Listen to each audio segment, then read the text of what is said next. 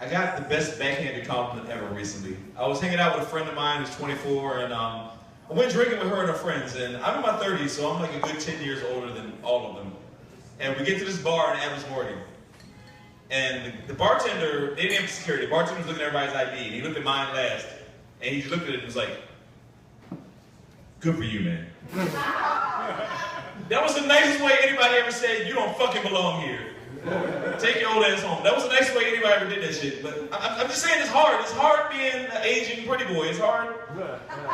It's hard watching the one thing you're good at slowly fade away. That's where my life is right now. And, like for instance, I don't send out dick pics, anymore because, I don't do that shit anymore because, dignity. But I thought about the first dick pic I ever sent recently. And that shit was so long ago. The first dick pic I ever sent, I actually took that shit with a real camera. I had to take a memory card out of a camera and put it into a computer. Like, I had to upload my dick so that someone could download my dick.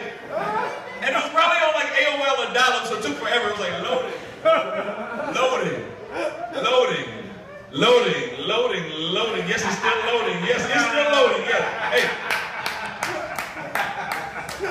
That was a dick joke within a dick joke, by the way. That was dickception. I just hit y'all with some dickception. That's why I did dick joke.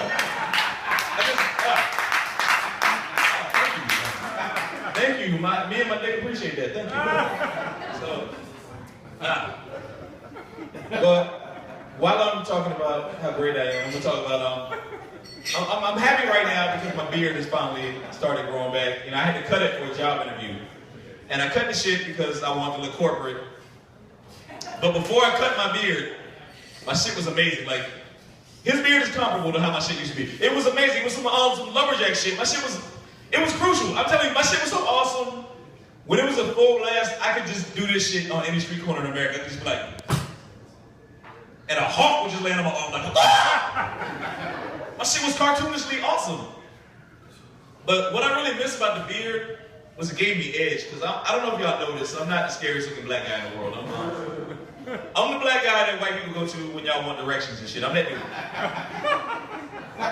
I am your friendly neighborhood Negro. That's me.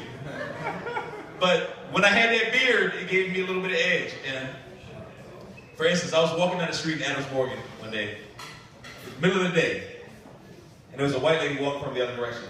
She saw me. She saw the beard. She stopped. She turned around. She crossed the street. I was like, yes!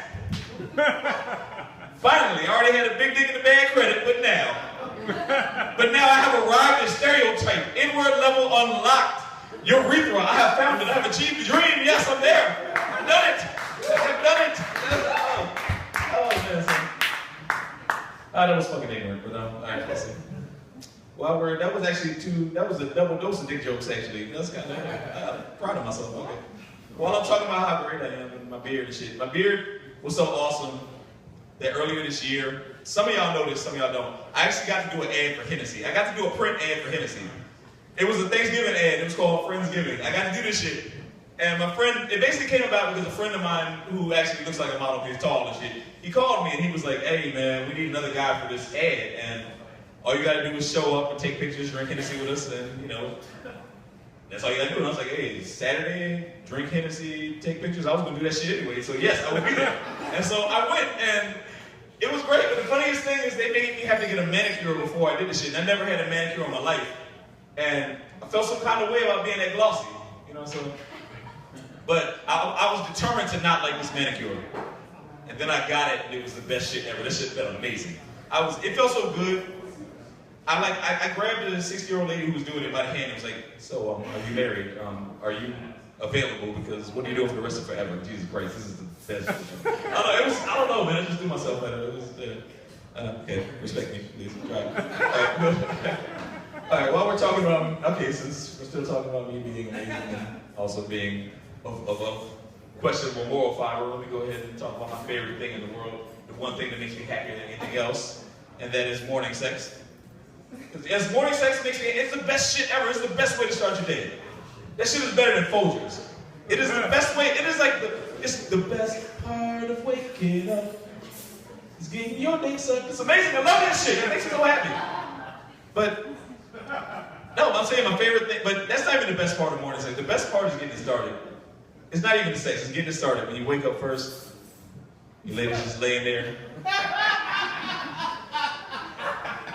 Half her hair looks amazing. The other half's all frizzy and matted down and fucked up. But you gotta make her feel beautiful. So you say what you say to her, you just, oh girl, you look gorgeous. You look incredible. You look like sexy Frederick Douglass. Hey, don't knock the abolitionist love until you try it. Don't knock the Django.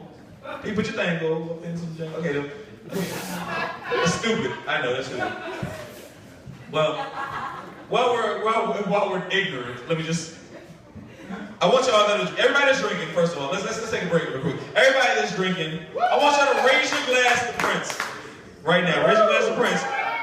Because, hey, that was my spirit animal. Everybody here knows that was my fucking spirit animal. And, I feel some kind of way about losing my spirit animal because Prince was my spirit animal because the man did not age for 3 decades. So Prince was dainty and delicate and delectable since like 1982 and the shit never changed. And I don't know, man, it was like, he was like a Twilight vampire mixed with glitter or some shit. It was just amazing. It was spellbinding and shit. But I don't know, man, for real, like, men in the audience, if you fucking made eye contact with Prince, you're gonna be gay for 0.3 seconds. That's just how the shit works. If you was already gay, you'd be super gay. You'd gain the power of flight, like. And I know this for a fact because I went to a bookstore one day and Prince was on the cover of a magazine like Essence or something, and I was walking by, we locked eyes. 2 butterflies just floated out of nowhere and landed on my nipples. I don't even know what happened to my shirt. I'm just chest naked, glistening and confused in the middle of a bookstore. Like, what the fuck is this shit? This is what it sounds like. My dad was crying. What the fuck? Okay. So that was the power of the purple. People keep that spirit alive. My name is Leon. Thank you.